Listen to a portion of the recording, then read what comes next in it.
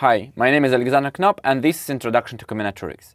In this last video we are going to discuss a little bit more complicated method which is called double counting. But the idea of this method is very simple.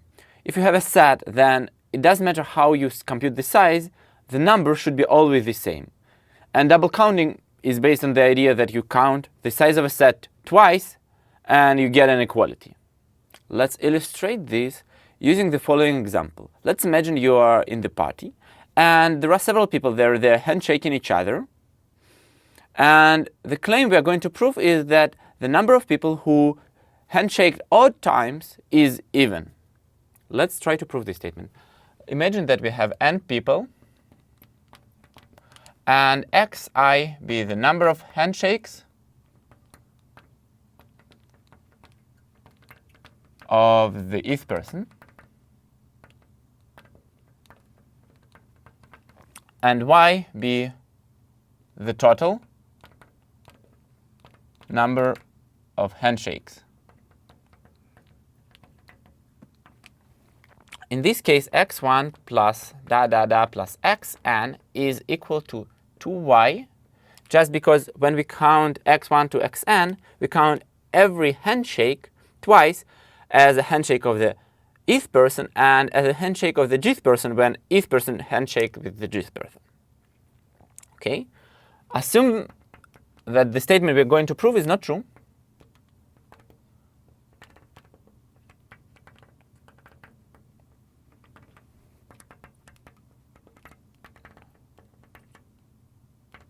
Then x1 plus plus xn is odd because we assume that number of odd xi's is odd. So when we sum them up, we get an odd number. But x1 to xn is equal to 2y and even, which is a contradiction because we know that it should be odd.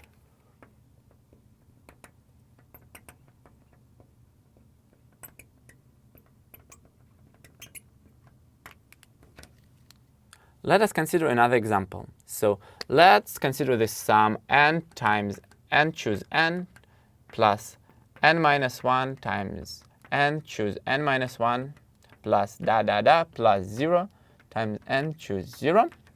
And the statement is that it's equal to n times 2 to the n minus 1.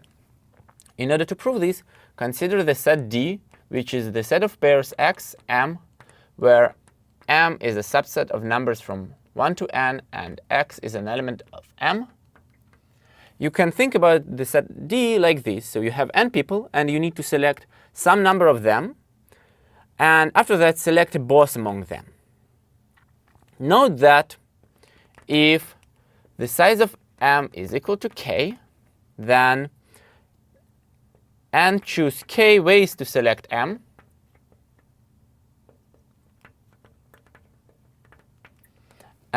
K ways to select x. Hence, the size of D is equal to n times n choose n. It's when you have n people, plus n minus 1 times n choose n minus 1. It's when you have n minus 1 people, plus From other point of view, there are n ways to select x, because you have n people, so there are n possible choices. And 2 to the n minus 1 ways to select the rest of m, since you already chosen one, so you have n minus 1 elements in the rest, and you may choose any of them. Hence, the size of D is equal to n times 2 to the n minus 1. In other words, this is equal to this, which finishes the proof of this equality. We may also give an alternative proof of this statement, which is not based on the idea of double counting, but it's quite beautiful, and since we are discussing this sum, let's try to give this proof as well. So in the previous lecture, we discussed the following equality. It's called the binomial theorem, and it states that if you need to compute the value of x plus y to n, you can use the following sum. Now you may notice that this sum is kind of similar to this, but you have these multipliers here. And so the idea is to use the theorem to get this. Note that 1 plus x to n is equal to n choose n times x to n plus n choose n minus 1 times x to n minus 1 plus da da da plus n choose 0 times x to 0. And okay, it's even closer to this, but still we don't have this n minus 1 and so on. Let's consider a derivative of this. Note that 1 plus x to n, the derivative of it, is equal to n times this, so n times n choose n times x to n minus 1, plus the derivative of this, which is n minus 1 times n choose n minus 1 times x to n minus 2.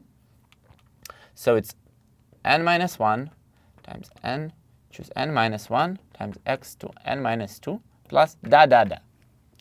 So now this sum is the same as this, but with this x. And let's compute the derivative of this. It's equal to n times 1 plus x to n minus 1. Let's substitute there x equal to 1. This is equal to n times 2 to the n minus 1, because 1 plus x is 2.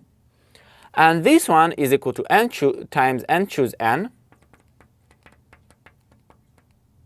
times 1 plus n minus 1 times n choose n minus 1 times 1 to n minus 2, which is 1, plus da da da. And as a result, we proved the statement we wanted to prove. The last example of the double counting technique is the following. So it states that p plus q choose k is equal to p choose 0 times q choose k plus p choose 1 times q choose k minus 1 plus da da da. In order to prove this, let's imagine that we have p apples, q bananas, and we need to select k of them.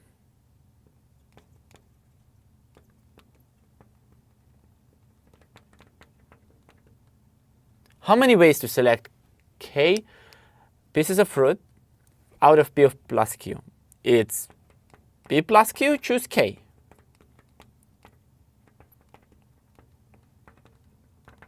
But if we know that we need to select I apples,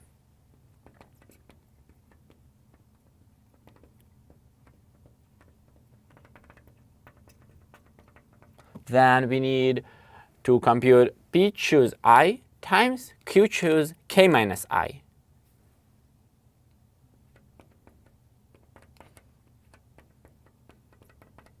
Just because we have p choose I ways to select apples, and after that we need to select k minus I bananas out of q. Hence, we need to sum this up if we don't know the number of apples, and it's this. And it's the same as this, because it's the same as number of ways to select k fruits out of p plus q. In this video, we discussed a little bit more advanced method, double counting. It's advanced not because it's difficult, it's just because you cannot use it straightforwardly. You need to think a second and realize how to count the size of your set in two different ways. If you have any questions about this, ask them in the comments. Thank you for watching.